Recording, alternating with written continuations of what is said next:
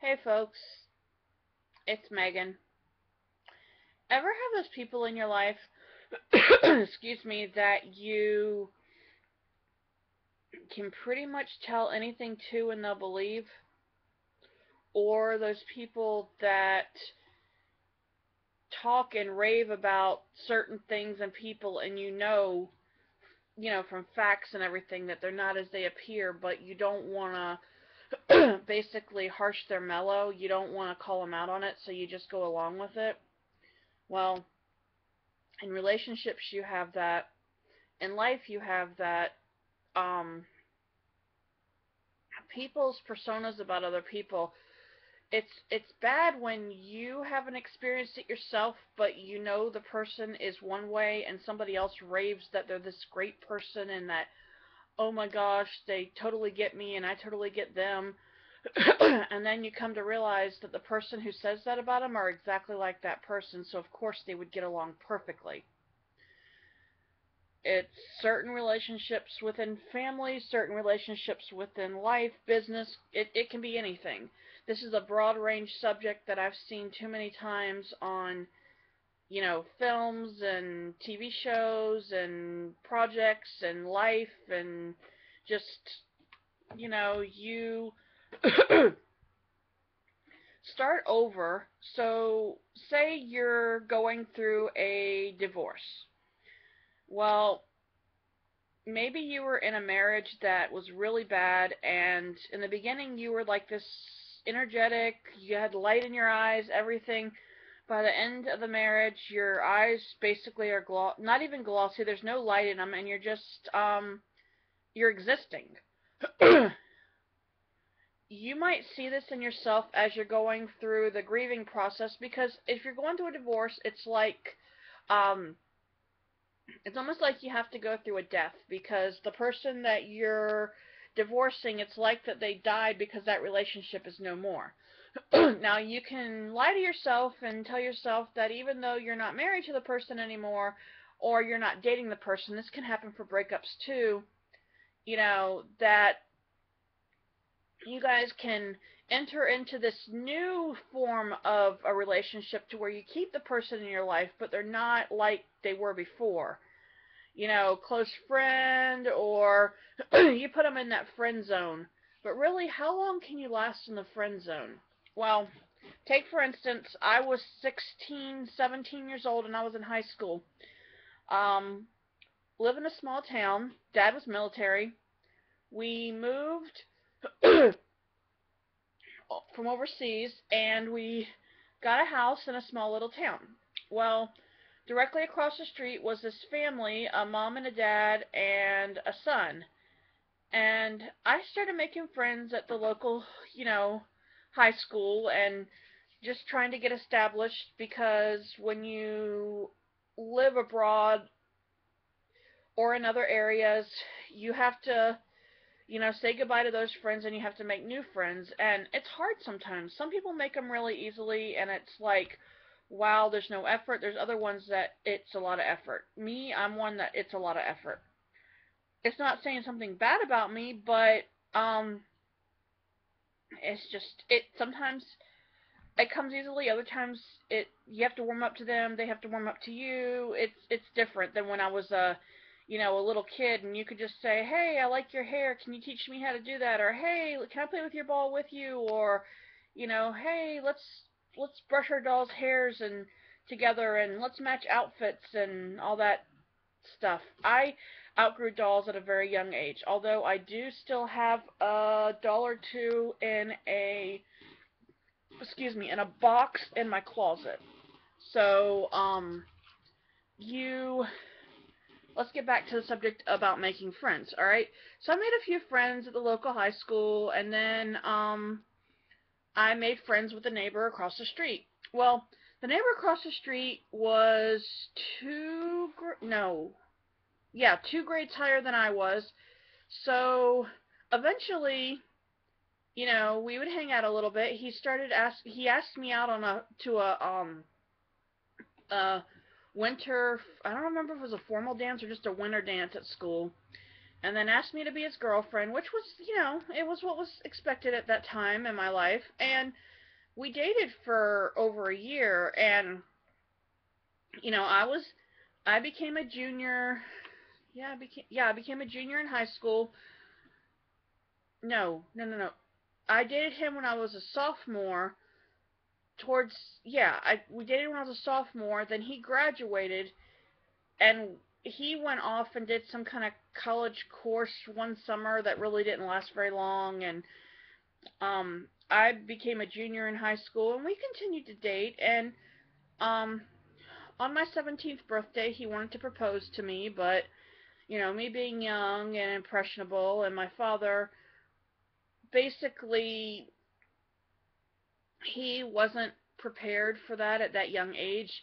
And to be honest with you, I'm glad, because that relationship didn't last. Well, we dated for a while, and it was it was more that I was getting to know his family. I spent more time with his family than I actually spent with him. And it got to the point where his mother was good to me when we were dating, and then when we broke up, she was nasty to me for a while. She's since passed away. I went to her funeral. I wasn't angry with her. I didn't like the attitude she had, but her son was very much he was a mama's boy. I mean, you have some. His dad worked a lot of hours, was gone a lot. His mom was there. He helped take care of his mom. She had some health issues, and she and him had a close bond. Okay, um, that's fine. That's their life. And so, this guy who I dated when I was 16, 17 years old, is still one of my closest friends. Now, the last time I saw him was actually at my wedding back in January. We used to hang out and go driving around, go shopping, go wandering around, just something to do instead of sitting at home. He would sometimes go out with me. We would go out, and I'm not talking about like dating. We would just go out and maybe go to the mall, maybe go get something to eat, go shopping. It was just kind of it was a friend, and I had other friends that I have other friends that I do that with periodically. However, recently the ones I've gone out with my sister-in-law, to doctor's appointments, and then we go to the store afterwards. It's not been just going out and doing stuff. I'm having some swelling in my legs, and because of that, I've had to kind of back out of doing some of that stuff that I want to do. But it'll get better. It's just it comes and goes, and it started on the honeymoon, and then it kind of went away, and it started again, and I've just gotta figure out what makes them swell and what doesn't. And I mean, it is what it is. Friday I went out and did a bunch of stuff, and I probably overdid it. I sat in a position where my legs were down a lot, in a truck, at a restaurant, in a doctor's office, in a motor cart, motor wheelchair thing to go around the stores. And by the time I got home, I walked up the steps, got upstairs, sat down, pulled my shoes and socks off, and it was like a knot completely on my right leg, all the way down to the ankle. Not that I really need to tell you about that, because really, you're not watching my videos to hear about my many medical ailments, because I really didn't want to turn them into that.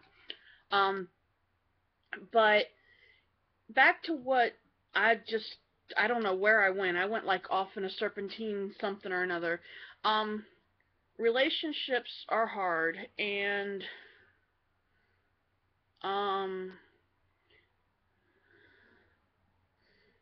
okay. Yeah, relationships are hard, and an ex-spouse or an ex-boyfriend or ex-fiance or ex-whatever, if you want to keep them in your life, it's hard if you're trying to get rid of them. I'm not talking murder or anything like that. I'm just talking about, Xing them out of your life, like not communicating with them, not talking in any way. And I mean via phone, actually speaking, voicemail, text message or any social media avenues or through other people, it's hard unless you move away from the area and you don't go near the person. I have to say that I do not believe I have seen my ex-husband since I have gotten married, but I have just, it's frustrating when you hear something and you're like, man, I didn't really want to care about that. So, um, let's see, what am I talking about? Um, but it'd be like me sitting there listening to his future girlfriend or his future wife talk so highly of him about how trusting and caring he is, and meanwhile, I can go to a couple of fairly commonly known dating websites. I can browse my area, and within 10 pages, he'll show up. How honest is that? And when somebody was sitting there telling me about, oh, we're going through this and that, and I'm just talking to him and this, and if you're responding to somebody, there's an ongoing relationship, whether it be good or bad. If you don't want the person around, you say, leave me alone, you block them, you get rid of them, get rid of their number, their any contact information, so you can't be, I don't want to say forced or tempted to say something, but that's basically it. You have to treat relationships in a certain way because um, you don't want to hear somebody talk so highly about somebody that you were so wrong about when you used to talk highly about them. And you want to open their eyes, but at the same time, that other person might be changing their life and might be becoming a better person.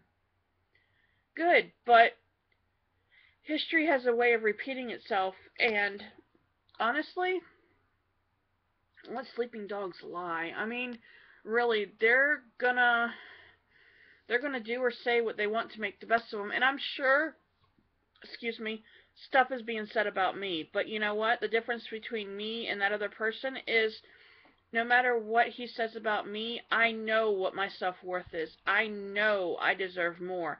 And whatever excuses he can come up with about, oh, it didn't work out because of A, B, C, and D, I don't care. I'm not that person I was 5 years ago. I'm not that person I was when I thought it was a good idea to get married. I'm not the same person, and thank you from all the praying to God and Jesus. Thank you for helping me through that, and all the prayers my friends and family probably did on my behalf. That I know I'm worth it. I'm worth caring about. I'm worth loving and being loved. I'm worth more than I used to think I was. So it's hard when you hear somebody, like I said, you hear somebody talking about somebody else's ex-significant other, and you know from the person that you talk to and their relatives and friends and family what type of person this is, and then you hear somebody else raving about them, you just realize that it's no point in telling them that they're wrong. It's no point in telling them that they are completely off base because you're telling other people similar things about this person. So at some point you just have to learn to, you have to hold it in.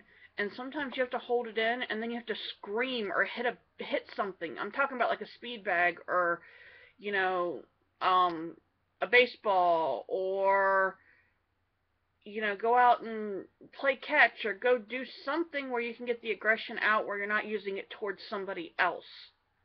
But you can't hold that anger and that hostility and that resentment and that hurt and that pain and that filth inside of you. You have to get rid of it. It's choosing to be the better person when you could easily just completely let everybody know about this person or about their actions or about their life, but you choose to take the high road and let them make other people's opinion of them what it is. And after a while, you'll realize that eventually they'll start asking questions. They already are. So, even if you weren't in the situation and didn't know them when they were with this other person. If you see similar traits, you know the other person that's talking about them isn't wrong. So just be kind and pray for one another. And if it was you, you'd want the same thing, unless you just don't care. Um, I care about people I have known or know or have been involved with or would be involved with or are friends of other people. I care. I have a heart. But that doesn't mean I'm a doormat. That doesn't mean you can stomp all over me, because that's not right. I'm me. I am worth it. I am somebody that deserves love and compassion, and I finally found somebody who gives it to me like that, and who respects me as a person and takes my thoughts and my opinions into consideration, and doesn't always agree with me, just like I don't always agree with him, but we learn to compromise when it counts. And there's a whole different dynamic to this life than it was before. So it's nice to put some people in the friend zone, but after a while you have to figure out, you have to watch them find their happiness if they're sitting there the whole time while you're finding yours.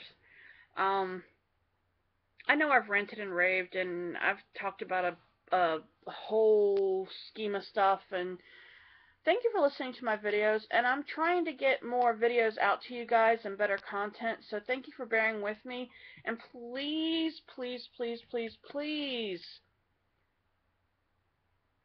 share my videos with people you know. Like, fave, subscribe. It's very easy to do. If you're watching this on Facebook, just go over to YouTube and type in Megan Shepherd 81, and you can find me. And you can also find me, if you want to email me, at meganshepherd81@gmail.com. That is MEGANSHEPPARD 81@gmail.com. Thank you. Have a great one.